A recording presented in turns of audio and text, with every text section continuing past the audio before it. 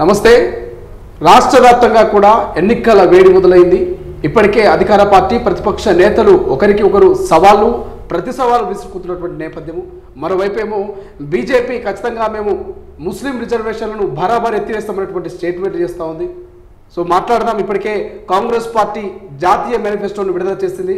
ఇక రాష్ట్రంలోని కొన్ని అంశాలని ఆ యొక్క జాతీయ మేనిఫెస్టోలో పొందుపరిచి ముఖ్యమంత్రి రేవంత్ రెడ్డి గారి చేతుల మీదుగా ఆ యొక్క మేనిఫెస్టోను విడుదల చేసేందుకు సిద్ధమవుతున్నారు. డాక్టర్ రియాజ్ గారు ప్రస్తుతం మనతో పాటు కాంగ్రెస్ పార్టీ అధికార ప్రతినిధి, జాతీయ రాష్ట్ర మేనిఫెస్టో కమిటీ మెంబర్గా పనిచేస్తున్నటువంటి వ్యక్తి. ఇక ఏదైతే గ్రంథాలయ సంస్థ చైర్మన్గా కూడా ఆయన బాధ్యతలుగా చేపట్టబోతా ఉన్నారు. కాబట్టి మాట్లాడదాం డాక్టర్ రియాజ్ గారితో. సార్ నమస్తే. సో ఎట్లా చూసుకోవచ్చు, ఎందుకంటే ఇప్పటికే మీరు జాతీయ మేనిఫెస్టోని విడుదల చేసిన తుక్కుగూడ సభ వేదిక ద్వారా సో జనాల్లోకి వెళ్తున్నటువంటి తరుణం, ఇంకొన్ని అంశాలు రాష్ట్రంలో ఉన్నటువంటి కొన్ని అంశాలని కూడా జాతీయ మేనిఫెస్టోలో పొందుపరిచినట్టు తెలుస్తోంది. ఇవాళ రేపు మీరు ముఖ్యమంత్రి చేతుల మీదుగా మేనిఫెస్టోని విడుదల చేయబోతున్నటువంటి మాట మేము విన్నాం. ఎట్లా ఉండబోతుంది? వాస్తవంగా భారత రాజకీయాల్లో మనం ఆహ్వానించదగ్గ పరిణామం ఏంటంటే మొదటిసారిగా మేనిఫెస్టోల మీద చర్చ జరుగుతూ ఉన్నది. ఓకే, నిజానికి ప్రజాస్వామ్య వ్యవస్థలో ప్రతి రాజకీయ పార్టీ తాము ఏం చేయాలనుకుంటుంది, ఏం చేయాలని తప్పిస్తూ ఉంటుంది, ఆలోచిస్తుంది అన్న విషయాన్ని మేనిఫెస్టోలో పెడుతుంది. అంటే డెవలప్డ్ డెమోక్రసీస్లో, అంటే బాగా అభివృద్ధి చెందిన ప్రజాస్వామ్య వ్యవస్థల్లో మేనిఫెస్టో చదివే ఓటర్ నిర్ణయం తీసుకుంటాడు తను ఏ పార్టీకి ఓటేయాలని.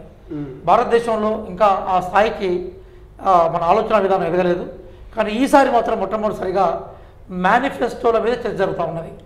మేనిఫెస్టోలో ఉన్న అంశాలు, అది కాంగ్రెస్ మేనిఫెస్టో కావచ్చు, బీజేపీ మేనిఫెస్టో కావచ్చు, ఆ విషయాల మీద చర్చ జరగడం అనేది ప్రజాస్వామ్య విజయంగా మనం భావించాలి. ఈ కల్చర్, అంటే ఈ పొలిటికల్ కల్చర్ ఇంకా పెరగాలని కూడా మనం కోరుకోవాలి. మనం ప్రధానంగా ఇక తెలంగాణ విషయానికి వచ్చినప్పుడు, భారతదేశానికి విషయానికి వచ్చినప్పుడు మనకి ఈ న్యాయపత్ర అని ఇప్పుడు నా చేతిలో ఏదైతే ఉందో, ఇది కేంద్రంలో చిదంబరం గారి ఆధ్వర్యంలో 5 న్యాయ్ అంటే 5 న్యాయాలు, 25 గ్యారంటీ 25 గ్యారంటీల దాంతో ఒక ఇంగ్లీష్లో, హిందీలో మేనిఫెస్టో రిలీజ్ అయింది. దాని యొక్క తెలుగు తర్జుమా ఇది. అయితే తెలంగాణ విషయానికి వచ్చినప్పుడు ఏంటంటే, తెలంగాణలో దుద్దిల శ్రీధర్ బాబు గారి అధ్యక్షతన మనకి ప్రొఫెసర్ జానయ్య గారు, మేమందరం కలిసి, వినోద్ కుమార్ గారు, మేమందరం కలిసి తెలంగాణలో కొన్ని ప్రత్యేకమైన అంశాలు ఉన్నాయి. ఉదాహరణకి మిగతా రాష్ట్రాలకు తెలంగాణకు ఉన్న తేడా ఏంటంటే, తెలంగాణ రాష్ట్రంలో తెలంగాణ రాష్ట్రం ఏర్పడతా ఉన్నప్పుడు ఇది 2014 విభజన చట్టం ఆధారంగా ఏర్పడిన రాష్ట్రం.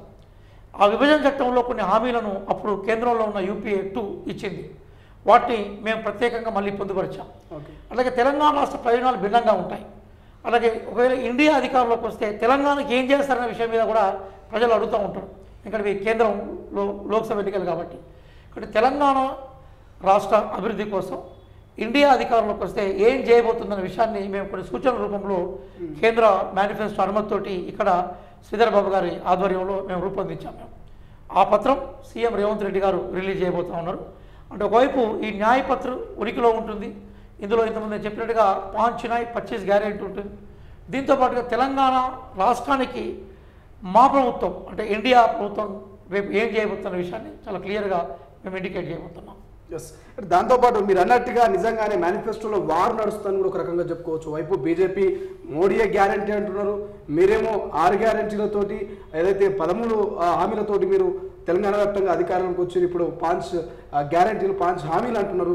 నిజంగా ఏ మేనిఫెస్టోను తెలంగాణ ప్రజలు నమ్మాలి, ఏ మేనిఫెస్టోను భారత ప్రజలు నమ్మాలి? ఇప్పుడు ఒకటి ఏంటంటే, ఫస్ట్ మొట్టమొదటిసారిగా ప్రజలు మేనిఫెస్టోలో ఏముందో తెలుసుకోవాలి. ఓకే, చాలా ఆశ్చర్యమైన విషయం ఏంటంటే, గౌరవ ప్రధాన మోడీ గారు, వారు గౌరవ ప్రధానమంత్రి గారు, ప్రధానమంత్రి పదవిలో ఎవరున్నా కూడా వాళ్ళని గౌరవించాల్సిన సంస్కృతి మనకు ఉండాలి. ఆయన కాంగ్రెస్ మేనిఫెస్టోలో లేని విషయాలు కాంగ్రెస్ మేనిఫెస్టోలో ఉన్నాయని చెప్తున్నాడు. ఉదాహరణకి ఇప్పుడు మీ ఎదురుగానే ఇది ప్రింటెడ్ మ్యాటర్, ఇది మార్చాకైతే మాకు ఉండదు. ఇంగ్లీష్లో, హిందీలో ఏముంటే దాన్ని మేము యాసిస్గా తర్జుమా చేసి మేము తీసుకొస్తున్నాం. నేను తొలి వెలుగు మీ ద్వారా విజ్ఞప్తి చేస్తుంది ఏంటంటే, దయచేసి మేనిఫెస్టోలో ఒక్కసారి మీరు దీన్ని ప్రజలకు దీన్ని విజువల్ చూపెట్టండి. ఇలా చాలా క్లియర్గా 5 న్యాయాలు 25 గ్యారంటీలు ఇచ్చాం. ఇందులో ఎక్కడ కూడా మతాలకు సంబంధించిన పేరు మేము ఎక్కడ ఇవ్వలేదు. కానీ ప్రధానంగా బీజేపీ పార్టీ రాష్ట్ర అధ్యక్షుడు కిషన్ రెడ్డి కూడా అంటున్నారు, ముస్లిం రిజర్వేషన్ బరాబర్ ఎత్తేస్తాం అంటున్నారు. ఎట్లా చూస్తారు? ఒక ముస్లిం సోదరులుగా మీరు ఎట్లా చూస్తారు? ఇప్పుడు నేను భారతీయుడిని, ఫస్ట్ భారతీయుడిగానే చూస్తాను. నేను కాంగ్రెస్ పార్టీ కోణంలో భారతీయుడిగానే మేనిఫెస్టోల మీద నేను అభిప్రాయం వ్యక్తం చేస్తున్నాను. కేంద్ర మంత్రి కిషన్ రెడ్డి గారికి కనీసం రాజకీయ పరిజ్ఞానం లేదన్న విషయం అర్థమవుతా ఉన్నది.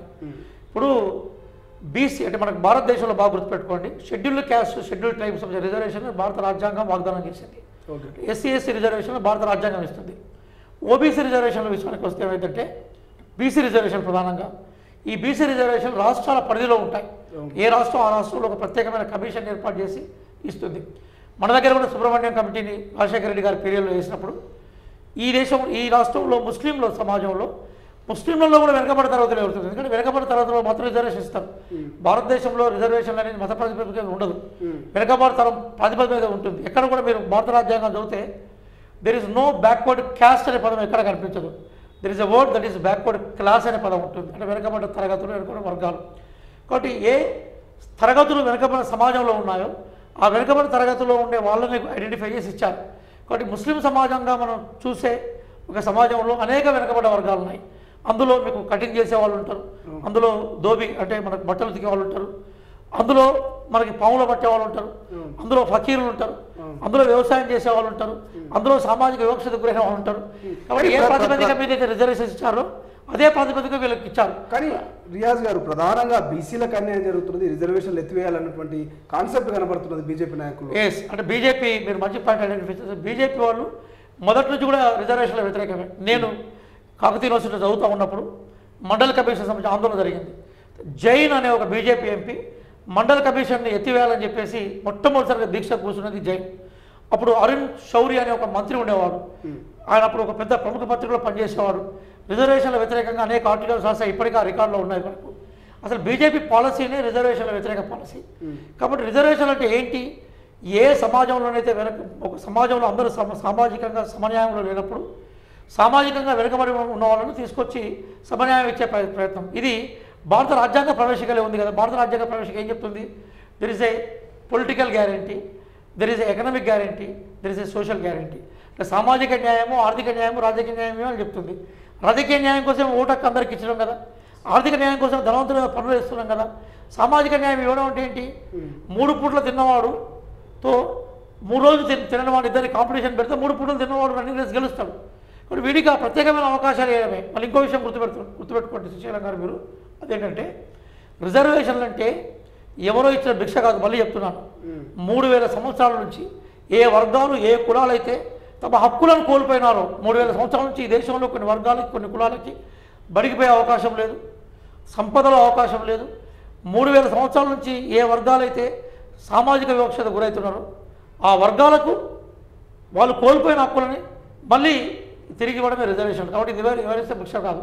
దానికి ప్రధానమైన ప్రాతిపదిక అయితే సామాజిక వెనుకబడతనం. మరి వాళ్ళు ఈడబ్ల్యూఎస్ రిజర్వేషన్ ఇచ్చారు. సామాజిక వెనుకబడతనం కాదు, ఆర్థిక వెనుకబడతనం కూడా తీసుకున్నారు.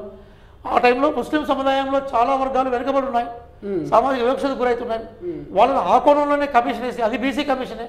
కాబట్టి ముస్లిం కమ్యూనిటీలో ఇచ్చిన రిజర్వేషన్ను బీసీఈలో ఇచ్చారు తప్ప మరొక సపరేట్గా ముస్లిం కమ్యూనిటీ రిజర్వేషన్ పేరు మీద ఇవ్వలేదు. కాబట్టి ఆ దిశలో ఆలోచించాలి కదా. కిషన్ రెడ్డి గారికి చాలా క్లియర్ తెలుసు, బీసీ రిజర్వేషన్ ఇచ్చే బాధ్యత ఎవరికి ఉంటుంది? రాష్ట్ర ప్రభుత్వానికి ఉంటుంది. కేంద్ర ఎలక్షన్ ఎజెండానే కాదు ఇది, కేంద్ర ఎలక్షన్ ఎజెండా కాదు ఇది. కానీ కేంద్ర ఎలక్షన్ ఎజెండాలు చేసి ప్రజలను ఎమోషనల్ పాలిటిక్స్లో తీసుకొచ్చి వాళ్ళ వైపు తీసుకునే ప్రయత్నం చేస్తున్నారు. కానీ ఇప్పుడు ప్రజలు చాలా తెలివైన వారు, సామాజిక హక్కుల కోసం ఉన్నవాళ్ళు. క్లియర్ తెలుసు. ఈరోజు కులగణన మేము కాంగ్రెస్ పార్టీ అడుగుతుంది. ఎందుకు అడుగుతుంది కులగణన? కులగణన చేస్తే బీసీ రిజర్వేషన్ పెంచే ప్రయత్నం చేస్తుంది. అలాగే కులగణన ద్వారా మేము రిజర్వేషన్స్ యొక్క బేసిక్ దానికి ఉండే లిమిటేషన్ మేము పెంచుతామని కూడా వాగ్దానం చేస్తున్నాం మేము. కాబట్టి మరి నిజంగా మీకు బీసీల మీద విశ్వాసం ఉంటే, ఎస్సీ ఎస్టీల రిజర్వేషన్ల మీద విశ్వాసం ఉంటే కులగణన ఎందుకు వ్యతిరేకిస్తున్నారో గౌరవనీయులైన పార్లమెంట్ సభ్యులు, సికింద్రాబాద్ పార్లమెంట్ సభ్యులు కిషన్ రెడ్డి గారే చెప్పాలి. అంటే వాళ్ళు కులగణనను, జాతి గణనను వ్యతిరేకిస్తారంటే వాళ్ళు రిజర్వేషన్లు వ్యతిరేకిస్తున్నారు.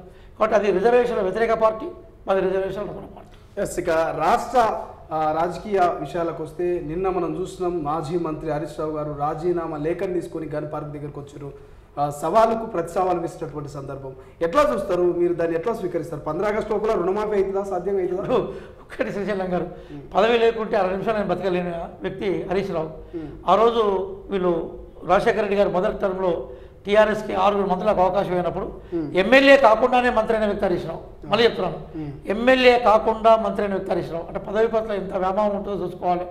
అరే 3 నెలలు కానీ ఆయన ఆగమాగం ఎగిరెగిరి పడుతున్నాడు. కానీ రైతుల కంటే, రైతు సంక్షేమం కంటే, రైతు మేలు కంటే నాకు పదవులు ముఖ్యం కాదు, రాజీనామా చేస్తాను. నిజంగా ఆయనకు అంతే కనుక ఉంటే ఆయన ఎప్పుడు రాజీనామా చేసేవాడు ఉంటే రైతులకు సంఖ్యలేసి తీసుకుపోయినప్పుడు ఖమ్మంలో రైతులకు సంఖ్యలేసి తీసుకుపోయినప్పుడు ఏం హరీష్ రావు చెద్దరు కప్పుకొని పండుకున్నావు నువ్వు కళ్ళ గంతలు కట్టుకొని తిరిగినావు అప్పుడు నువ్వు ఈ కళ్ళ గంతలు కట్టుకొని తిరిగిన హరీష్ రావు చెద్దరు కప్పుకొని పండుకున్న హరీష్ రావుకు రైతులకు బెయిల్ వేసుకొని తీసుకుపోయింది గుర్తురాలేదు ఇసుక లారీలతోటి ఆయన పక్క నియోజకవర్గే కదా తొక్కితే దళితులు చనిపోయారు కదా అప్పుడు హరీష్ రావుకు మంత్రి పదవి అనేది చాలా ఇంపార్టెంట్ కనబడ్డది కూలీల యొక్క ఆవేదన కనబడలేదు ఈ హరీష్ రావుకు క్రెడిబిలిటీ హరీష్ రావు మాట్లాడితే మనం స్పందించాల్సిన అవసరం లేదు కానీ ఒకటి మేము చెప్తున్నాం 40,000 కోట్లకు సంబంధించిన వ్యవహారం ఇది ఈరోజు తెలంగాణ రాష్ట్ర బడ్జెట్లో మేము దాదాపుగా 1,65,000 బడ్జెట్ మేము తీసుకొచ్చాం మేము ఇంకా బడ్జెట్లో ఇంకా మేము కొంత పెంచే ప్రయత్నాలు చేస్తున్నాం ఆ నేపథ్యంలోనే ఎన్ని కష్టాలను పడతాం